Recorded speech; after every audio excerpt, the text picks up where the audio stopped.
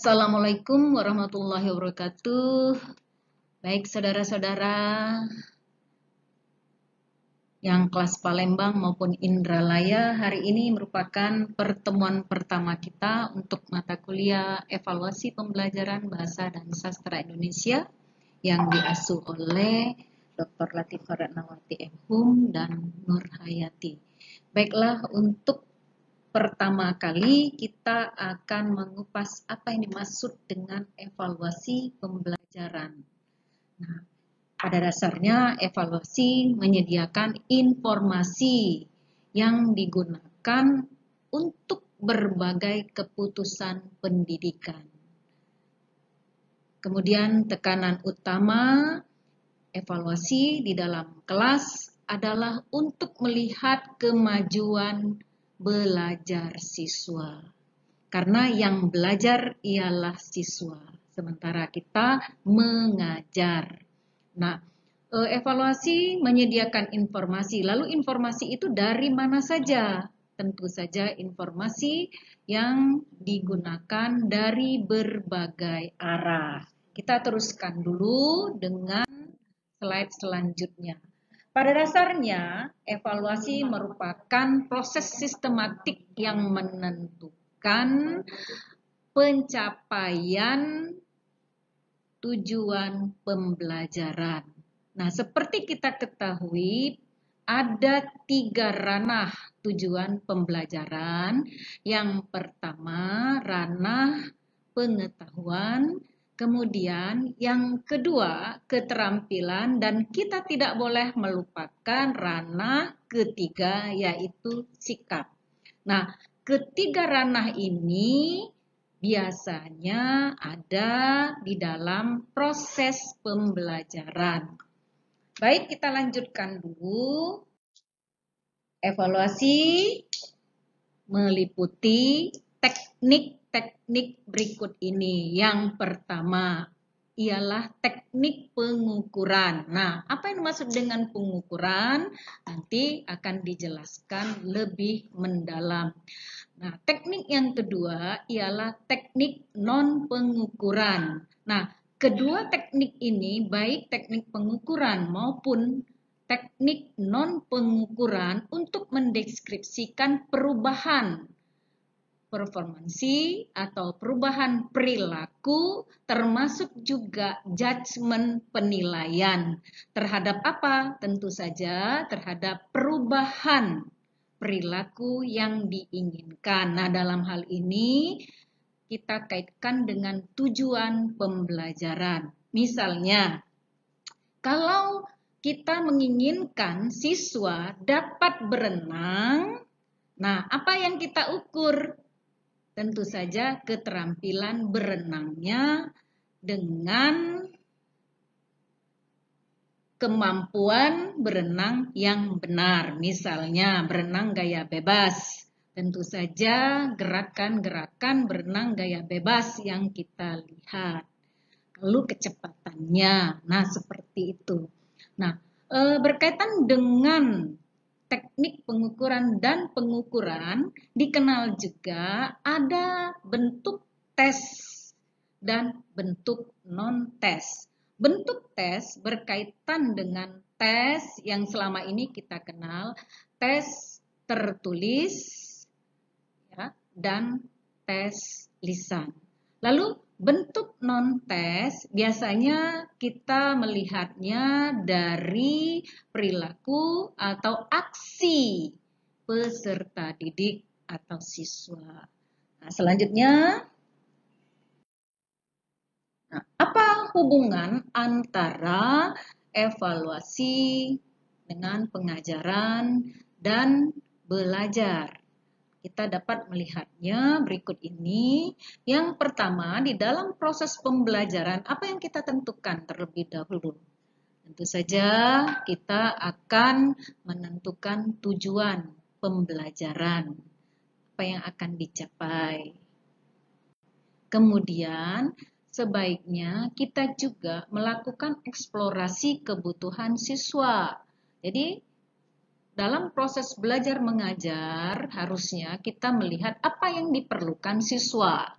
bukan apa yang kita inginkan atau apa yang diinginkan oleh guru, apa yang diinginkan oleh dosen, tetapi apa yang diinginkan oleh mereka.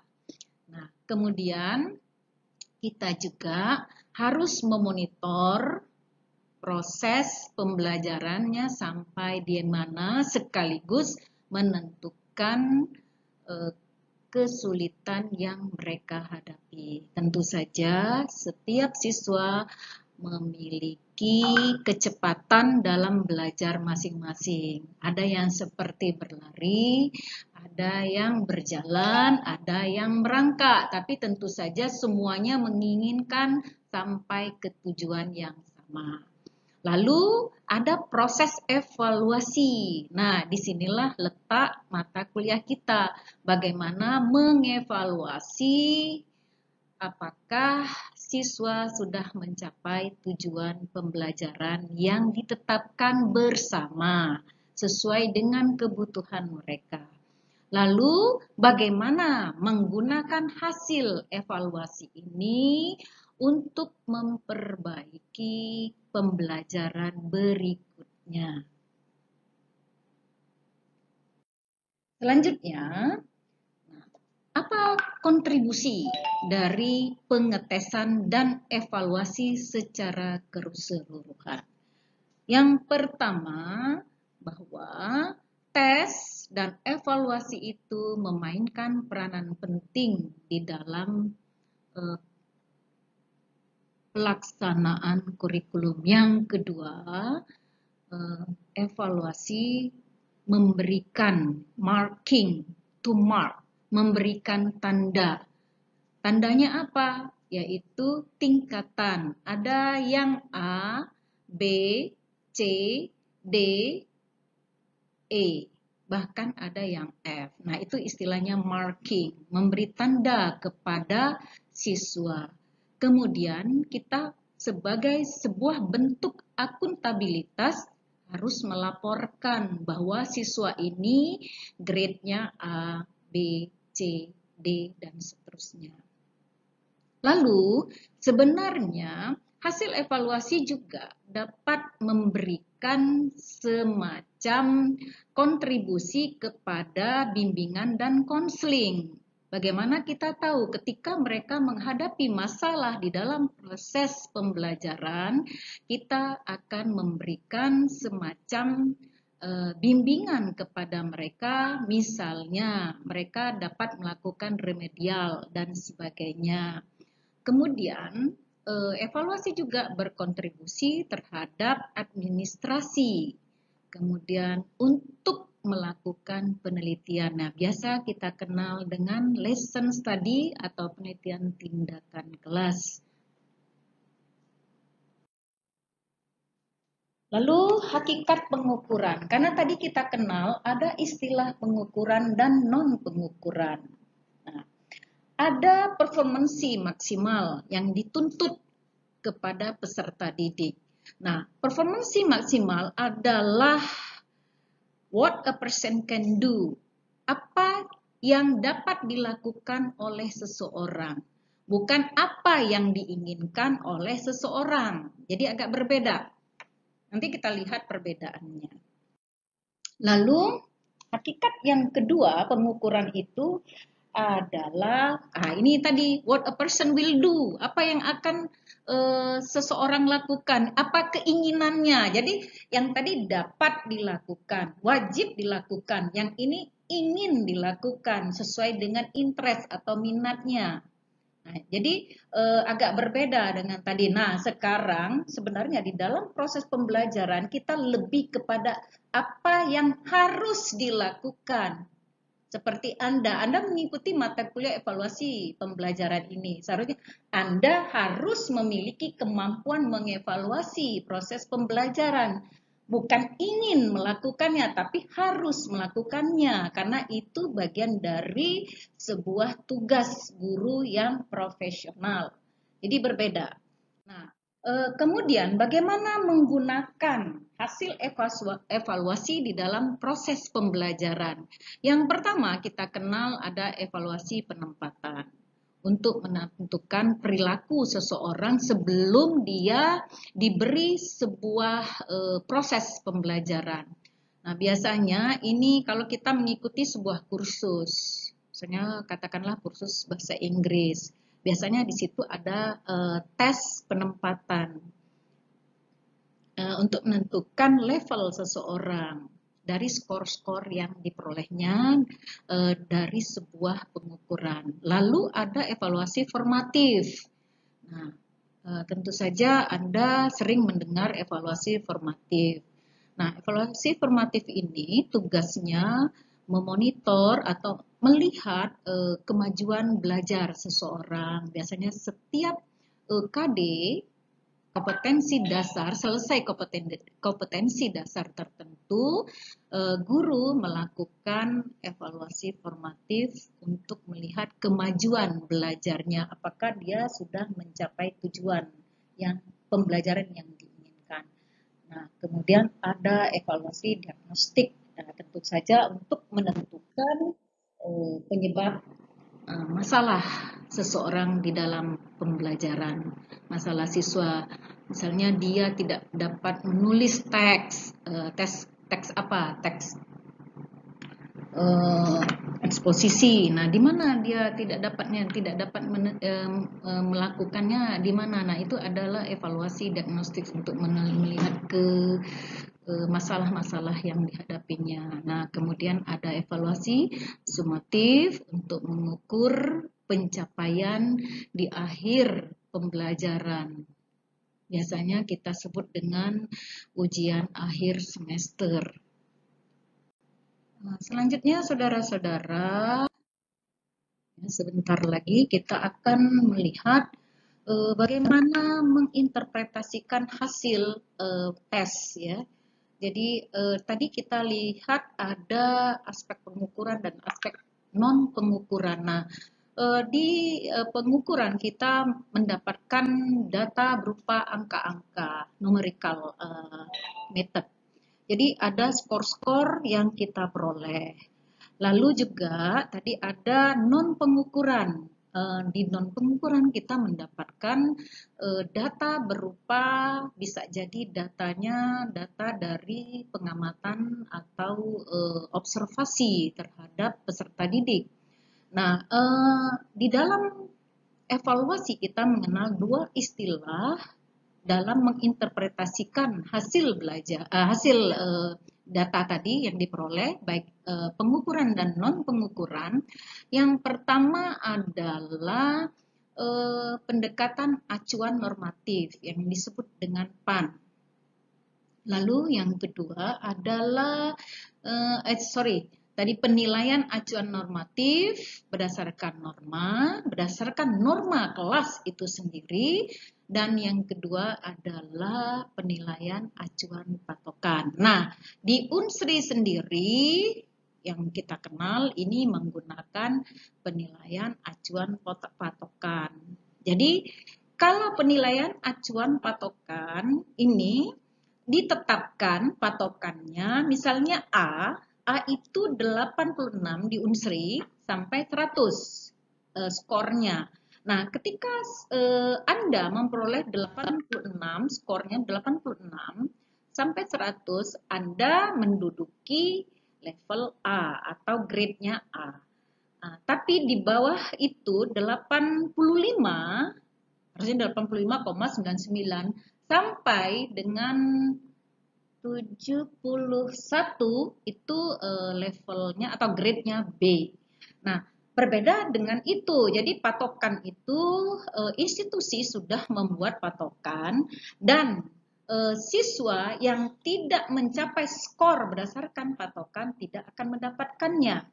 Nah, tapi di penilaian acuan normatif, nah biasanya ini kita menggunakan PAN, penilaian acuan normatif ini apabila pertama soal-soal yang kita buat soalnya sulit, dan kedua apabila kita melihat skor yang diperoleh siswa itu tidak ada yang mendapatkan A.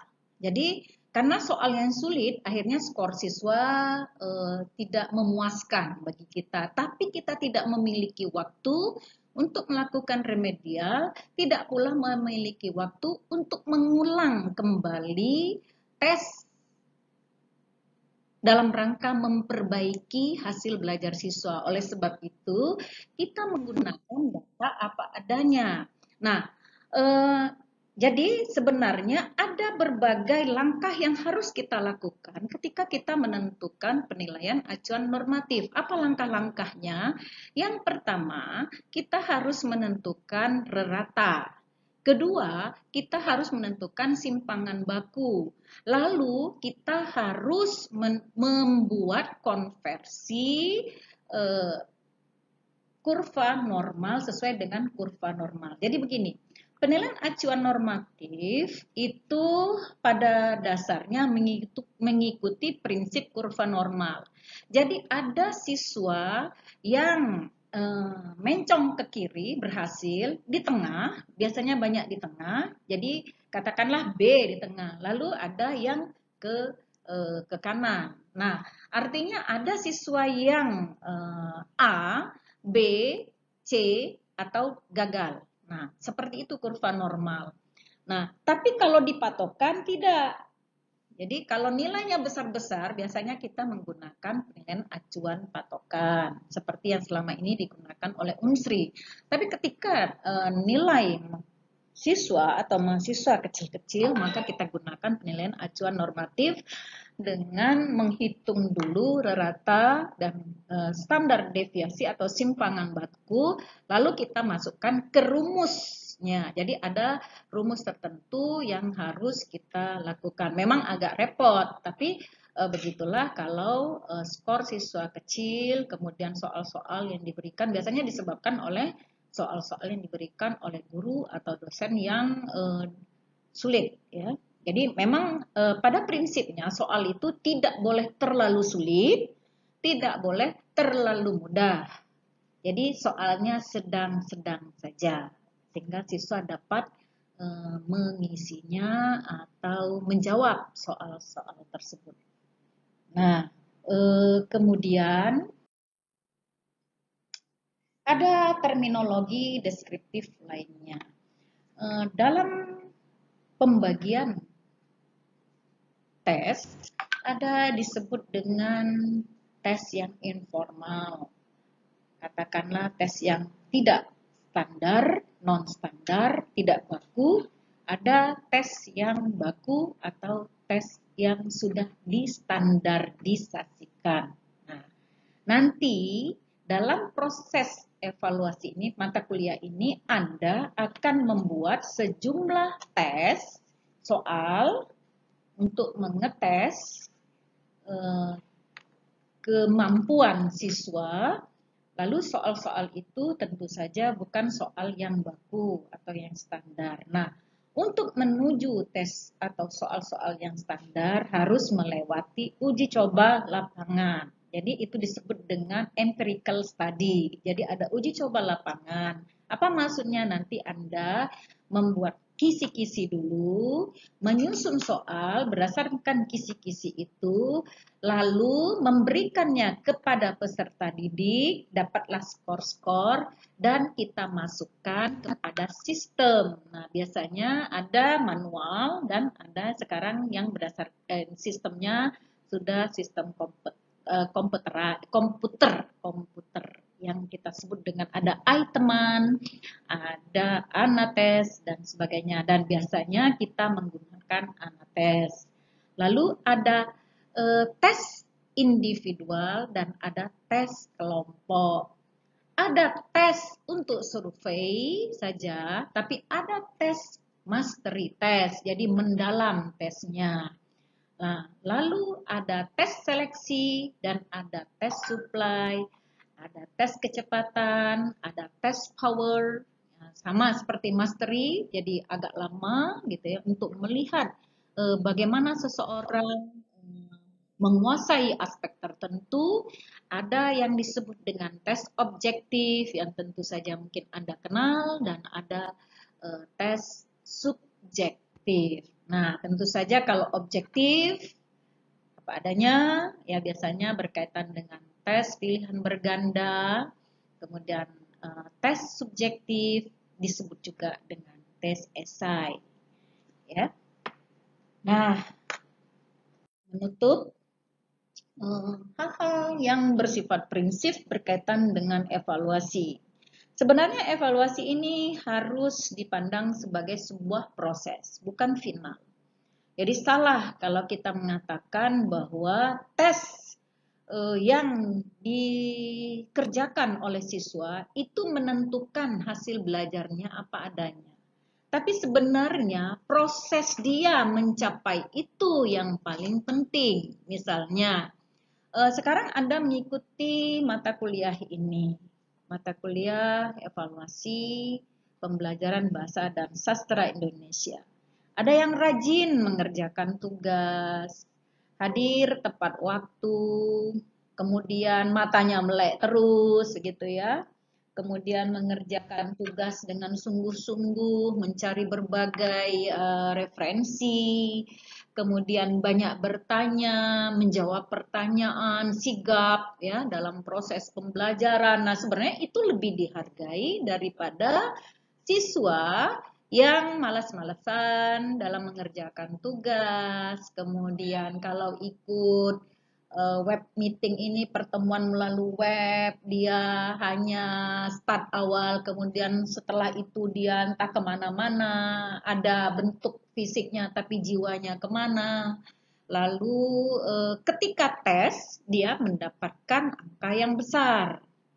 Nah, lalu yang mana yang Anda hargai sekarang ini? Apakah siswa yang rajin, tapi ketika tes mungkin kebetulan dia sakit gigi, atau dia lagi demam.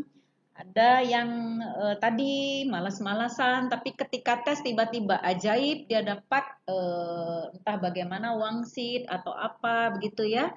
Entah melihat kiri atau kanan, tapi dia bagus nilainya dalam tes. Nah, jadi sebenarnya hakikatnya evaluasi itu harus dipandang dari prosesnya, bukan dari hasil tes, terutama tes.